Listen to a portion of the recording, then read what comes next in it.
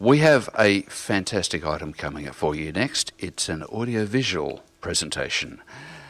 Now, how do you do audio-visual on the radio, you ask? Well, we don't, but I'll explain that shortly. Before that, a little bit of legalese to take care of. Now, in these days of political correctness, it's pretty common in the broadcast industry, so here we go. It applies to the next piece, but also to the plays following. I don't really want to repeat myself, so listen very carefully. I shall say this only once. This is a work of fiction and is meant for entertainment only. The ideas and opinions in this broadcast do not necessarily reflect those of Avatar's radio staff or Portalarium. Okay, got that done.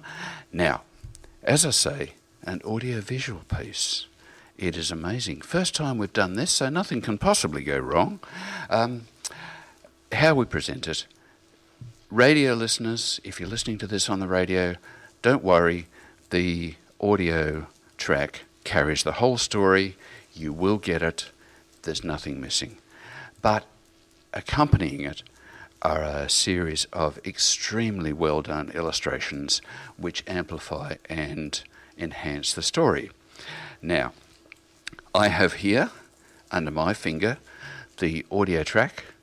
Ali has under her finger the video file, and we are both going to try and run them together. So if you're listening on the radio, you hear the audio. I would encourage anybody who's on the live stream, and by the way, you should be, that's twitch.tv/Alleine Dragonfyre. You will be able to see the window of the live stream. Playing in that will be the audio and video file. Now, as much as we try, the techniques and the technical garbage of the internet, which I'm not going to go into, it's probably not possible to get it aligned perfectly. We will do our best. But if you're watching the video on the live stream and listening on the radio, it could be out of sync, and that annoys the hell out of me. So don't do it. If you are on the live stream, take the audio from the live stream as well. Make sure you're not listening to the radio output at that time. Ali's going to cut the radio output from the live stream, and she will be playing the file which contains the audio and the video. You get the lot. So listen from the live stream if you're on the live stream. Okay, anybody not understand that? Good, I don't see any hands up. All right, we are going in 3, 2, 1, go.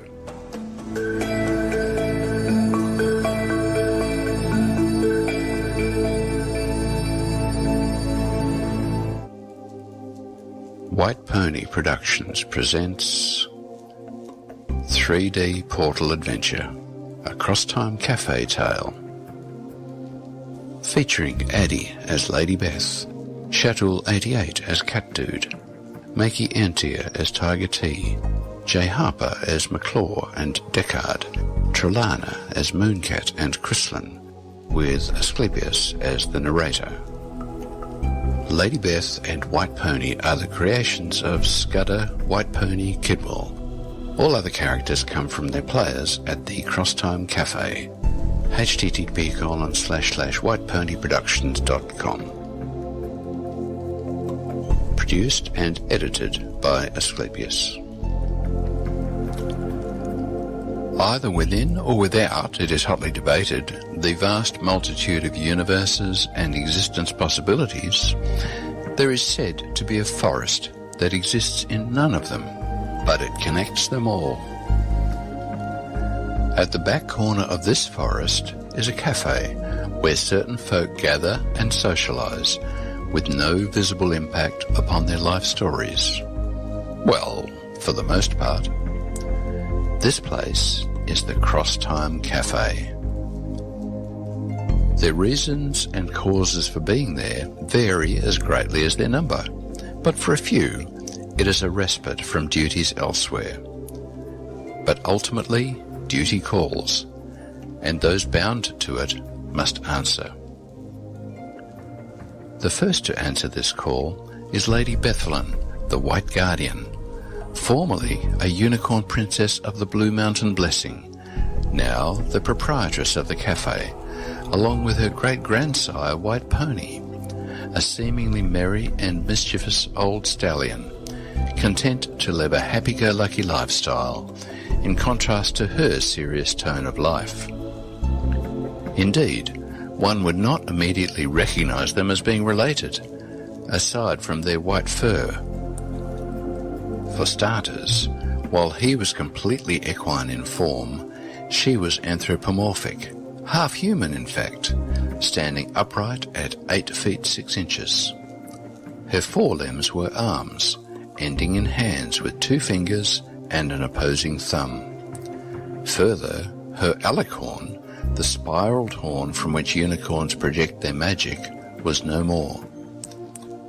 Lady Beth had been the victim of a magical catastrophe that had left her in this half-human, half-equine shape. The accident had caused her alicorn to melt, burning a distinctive scar on her forehead, leaving her with a reminder of what she believed was her guilt in this accident. No less embarrassing, her equine mammary glands, once abdominal and fairly flat, had become human mammary glands, thoracic and anything but flat, causing her to gain unwanted attention, mostly from males. It did not take her long to become familiar with the phrase, "My eyes are up here if you want to keep on living." No longer able to project magic through her missing alicorn, she uses a pair of bracelets of a shiny silvery metal given to her by an archmage who taught her how to utilize magic in her humanoid form. Thus did she become a warrior mage, a protector, the White Guardian. It is that duty that now summons her. Away from her respite as cafe proprietress and back to her duties as a protector. In one of the basements of the cafe, Lady Beth stands before an archway, seemingly leading straight into a blank wall. She commences an arcane ritual, and a trans-dimensional portal begins to form within the archway. If she had hoped to do this unnoticed, her hopes were futile, for it wasn't long before she had a small audience watching her. Turning to her audience, she issued a caution. "You have no experience here. Now go. If you follow me, I cannot guarantee your safety." A boldly striped royal tiger, named Tiger T, spoke up. "I'd like to be of assistance, but I trust your abilities and judgment of risk. Still, wouldn't it be more safe to take someone with you than to go alone?" A fairly leonine figure with stripes covering half of his body named Cat Dude, who was also in the audience, climbed the stairway to stand beside her. "My lady, life has only one guarantee for me, that it will someday end. Much as I wish that day to be far in the future, the importance of life is not derived by its length, but by the quality with which it is lived.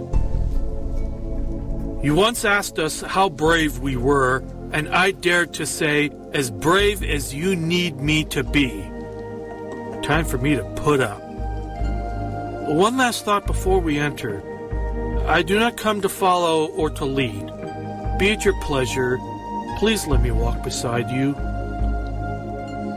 Lady Beth gave a barely perceptible nod, saying, "First, I will wait here for 1 hour for you to gather your equipment and survival supplies. If you are not here, this portal is closed. Second, this is not a vacation or a date. Keep your emotions in check. I need you to help protect my arch, not stare at it." A voice from the back of the room muttered, "Apparently Lady Beth has to take on a speech impediment when using vulgar language." "Understood, Lady Beth," replied Tiger T. He ran off immediately to gather what may be of help, returning after a couple of rushed minutes with a medium-sized backpack filled with a few bottles of water, some high-density food bars, a 1-gallon lightweight pot, a first aid kit, a small tent, a pocket knife, a lighter, and a towel. I've got my sturdy cargo pants and jacket too. He grinned, wearing a belt with a folding spade attached to it. Donning a base cap, he said, Okay, I think I'm ready to go. The cat dude busily donned his dragon scale vest into trousers, muttering, That brand never let me down. Excellent protection with minimal sacrifice of agility. then set about inventorying gear. M41 pulse rifle with grenade launcher, check. 600 rounds ammo, 30 grenades, check. Blast Tech DL44 pistol, check. While I do subscribe to hokey religions and use ancient weapons, a blaster at your side is still a good idea. 5 power packs, check. Lightsaber, check. I'm a green blade myself. Adamantium dagger, check. Forged by dwarves, enchanted by elves, always have a final backstop. Runestone collection, check. Foolish mages may mock at runestone magic until they run out of regents and spell components. Letterman multi-tool, check. Multi-adaptive breathing mask, check. Works underwater or in toxic gases. First aid kit, check.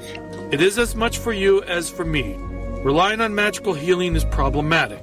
I can receive healing magic from others. Sadly, in my own usage, I can only heal myself. 500 meter paracord, check. 30 days energy rations, check. 4 litres of water, check. A couple changes of underclothes and socks, check. Some lessons from mothers never do leave us. Towel, check. Never leave home without one.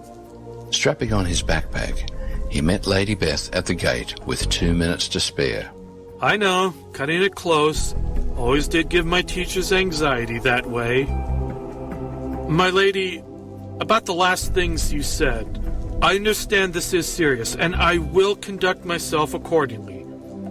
I will keep my emotions in check as the Jedi have trained me to do, and I promise I will keep my eyes where you need them. Let us proceed. Cat Dude, offering a paw to Tiger T for a paw bump, said, Well, mein guten Herren, I guess it's pretty obvious who's the camper and who's the soldier in this motley crew of ours. Tiger T, accepting the paw bump, replied, I'll let you know I can wield a pretty mean folding spade, mister. Cat Dude nodded. Glad to hear it. Hopefully we won't have to put it to use. That brings back some memories of OTC. Sergeant M ends a class session with, What is the spirit of the bayonet? Class responds with, Kill, kill, kill! And then I pipe up with, What is the spirit of the E-tool? Kill, maim, mutilate! Class bursts out laughing. Sergeant M is not amused, orders, Class dismissed, with a get the hell out of here tone to his voice. As we walk back to the barracks, Cadet Oki, big smile on his face, says, Sometimes you have one seriously demented imagination. I responded by reminding him of All Quiet on the Western Front and the use of spades and e-tools there. He nods and says, I'm right. But back to our journey. On a lighter note, it seems our group stands at 3. A lion, a tiger, and mare. Oh my. Lady Beth casts a scornful look at the pair and says, Seriously? All right. T, you're in charge of setting up base camp and food prep. CD's in charge of security. This should provide us with the best arrangement of our resources. And gentlemen, if either of you become ill or injured, tell me immediately. As long as you keep me alive, I'm the best first aid kit you'll ever need. But I'll warn you, I have a terrible bedside manner. Cat Dude earnestly replied, My lady, when I am thusly geared and attired, rest assured, I am serious, unless that was a commentary on my punnery. I'm pretty certain your bedside manner can't be any worse than that Andorian nurse on Sigma Lyra D. I mean, when does a shrapnel wound to the shoulder require... never mind. By your command, I assume camp security and rear guard on the road. And my lady, I apologize if an earlier remark I made sounded like I was making light of coming events. He ponders. CD. Haven't been called that since... Tiger T grinned and said, I agree. Hope we don't need this spade. You'll have to excuse us, Beth, but I guess puns are one thing you'll have to bear when we travel together. I'll try to keep it down. Camp and food, check. It is better to stay in good health anyway, but I'm glad we have you around if that option isn't available. But now I'd say, let's not waste any more precious time. Tiger T clicked his heels together and followed Beth onto the portal stairs. A noble cheetah lioness, Mooncat, waved from the sidelines. Have fun storming the castle, or whatever. McClaw, a white tiger in the audience, offered Beth a small device. I have duties here, but activating that should generate a signal I can home in on. And if there isn't too much interference, it'll act as a transceiver, so you can request special equipment or resupply too. A grey chacat, Chryslin, also waved at the trio. As much as I'd like to join in, I can't, for various reasons. Have fun storming the castle. Just as they were about to enter, Lady Beth turned to the pair and spoke. There is one more thing I should forewarn you about. Unless we are in any danger, I prefer to sleep in the nude. This armor is very uncomfortable. But if this makes either of you uncomfortable, then I will continue to wear my armor for sleep. Tiger T blushed deeply and muttered, We're all adults here, so I guess we can ignore this. No need for you to be uncomfortable, right, CD? Cat Dude responded, Dragon Scale is not comfortable to sleep in either. So, however you sleep is how you sleep. My armor is also coming off at night. But if it's all the same to you, I'm keeping my shorts on while I sleep. I know, a silly human modesty some said I should have discarded, but having so much of my humanity stolen... Also, I have been told I snore like a chainsaw, so I won't be offended if either of you don earplugs. Although if we're sleeping on the ground instead of a bed, it won't be an issue. The snoring only occurs on a bed, if I end up on my back. Maybe that's why most complaints occur when I snooze on a chaise lounge or an easy chair. A note from your humble narrator. Dragon Scale is not to be confused with the controversial failure called Dragon Skin. While superficially similar in appearance, Dragon Scale was created 3 centuries later, when the necessary nanotech needed to make it work came about. No problem here, CD, said Tiger T. I'm sure I have a pair of earplugs somewhere in my pants pocket. As a half-cat, you can always say you're just purring. I, too, usually go with shorts for sleep. The cat dude thanked his friends for the well wishes and then climbed the stairwell to stand at Beth's side. Well, my lady, it truly seems to be just the 3 of us. Let's go forth. Tiger T also gave his thanks and joined the pair at the gate. Before stepping through the gateway, Lady Beth gave one last caution. I hope neither of you are afraid of heights. Where we're going, one wrong step and you're bye-bye. Note from your narrator, yes, the word nither is a word. It's a Scottish dialectal variant of the word neither. Not to worry, my lady. I do not fear heights that will kill me. It's the heights that will merely injure me that annoy me, because if it happens, it's time wasted healing the injuries, said Cat Dude. Hey, Tig, is it wrong of me to be amused that Lady Beth is worried about a pair of felines having height anxiety? It is a valid concern, I guess. Said Tiger T. I do not fear heights. I just have a healthy respect for them. I think of that as a good thing, as it keeps me alert in situations where they matter. Although, my hope is that we won't need to climb any vertical mountainsides, even if I do have inbuilt spikes to help keep my grip. At least we always land on our feet, said Cat Dude with a chuckle.